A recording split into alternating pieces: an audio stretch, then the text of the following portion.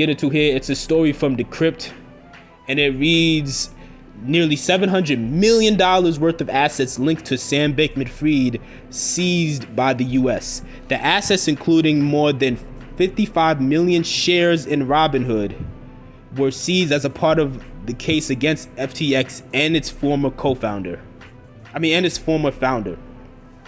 United States prosecutors have seized nearly $700 million worth of assets either owned by collapsed crypto exchange FTX or tied to founder or former CEO Sam Bankman-Fried, authorities disclosed in a Friday court filing. Federal authorities in the Southern District of New York have seized just over $698 million worth of assets linked to the disgraced crypto founder, according to the filing, which was reported on by CNBC.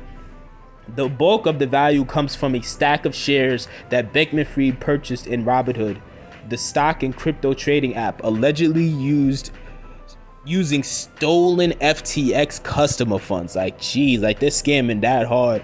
They're scamming people and taking their money and then using that money to go buy stocks to make them more money like that. But stuff like this, I'm sure is happening all the time. But to continue reading here, the document submitted by U.S. Attorney Damian Williams details the holdings, with nearly 55.3 million shares of Robinhood seized on January 4th. As of this writing, the shares are collectively worth about $526 million. They were held by Emergent Fidelity Technologies, a shell company that Bankman-Fried created with FTX co-founder Gary Wang. In the December affidavit, Bankman-Fried wrote that he and Wang formed the new company using funds loaned by FTX sister company Alameda Research to acquire shares in Robinhood Markets Incorporated, totaling $546.4 million. FTX customer funds were reportedly used to plug a trading hole in Alameda's balance sheet last summer ahead of the exchange's eventual collapse. Other seized funds on January 4th include $20.7 million held in Emergent at ED&F Man Capital Markets Inc. and another $49.9 million at Farmington State Bank, held under FTX Digital Markets. Between January 11th and 19th, authorities seized just over $100 million of FTX funds held in Silvergate Bank. Today's court filing also lists 3 accounts held at rival cryptocurrency exchange Binance and its Binance US affiliate. However, the value of the assets in those accounts was not specified. I kind of wonder why, but I think I got a feeling why. But to continue on, FTX and Alameda filed for Chapter 11 bankruptcy in November following a liquidity crisis at FTX, with billions of dollars apparently missing from the once popular crypto exchange.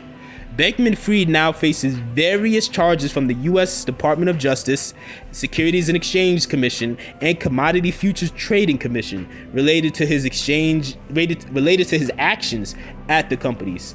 The FTX restructuring team, led by new company CEO John J. Ray III, said last week that it has separately recovered more than $5 billion worth of company assets between cryptocurrency, cash, and liquidity investments in securities. So it's definitely gonna be a fascinating thing to see, like how many customers get their money back, because at the end of the day, like that's who matters more in these stories. But more likely than not, with a lot of these stories, just like with Celsius, what I think is gonna happen is they're gonna prioritize paying back, all those big companies that we don't know and that we don't see. Those are gonna be the people that get paid back first, and then all the smaller people, the regular everyday person who probably in totality account for most of the money on these platforms, they're probably gonna make them like a secondary thing that they can get to later instead of the priority. But yeah, you guys definitely let me know what your thoughts are on that story, as far as what do you think gonna happen to Sam Bankman-Fried? Do you think they're gonna actually give him do you think he's gonna actually face any serious penalty, or do you think he's gonna get a slap on the wrist? Me personally, I think he's just gonna get a slap on the wrist, not because I don't think he deserves a serious penalty. I think all of the people affiliated with this should be in jail for a long time. Same thing with all of these other crypto scams that are out here.